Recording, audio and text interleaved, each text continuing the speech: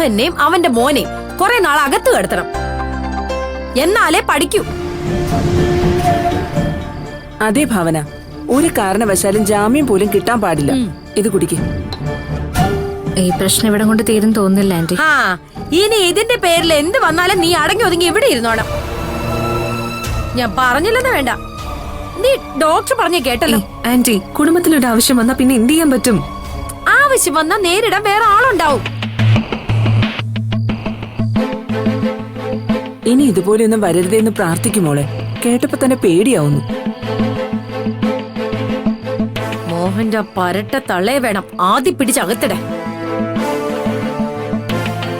അവളെ ഒന്നും അകത്തിടെയല്ല വേണ്ടത്. പണ്ടുള്ളവർ പറയുന്ന പോലെ മുക്കാലി കെട്ടി തല്ലണം. അത് ചൂലുകൊണ്ട്.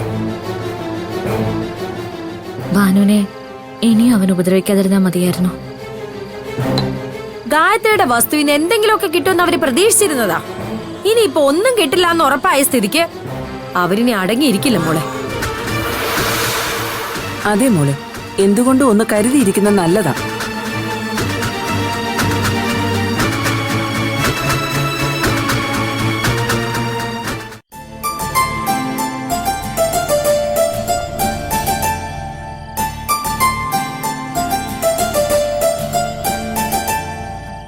അച്ഛനെന്താ ഇവിടെ നിൽക്കുന്നത്? വരുന്നില്ലേ? സന്തോഷം കൊണ്ടിരുന്നാണ്. ഇരിക്കെ.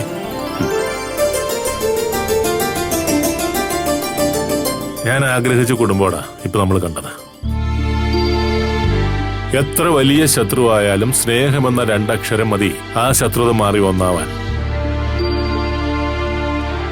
പക്ഷെ അത്രയും ശക്തമായ രീതിയിൽ സ്നേഹം പങ്കുവെക്കാൻ കഴിയണം, ഭാവനയെ പോലെ. നീ കണ്ടില്ലേ, ഭാവനയെ എങ്ങനെയെങ്കിലും ഇല്ലാതാക്കാൻ വേണ്ടി ഒത്തുകൂടിയവരാ ഇപ്പൊ ഭാവനയെ കൂട്ടിക്കൊണ്ടുപോയെ.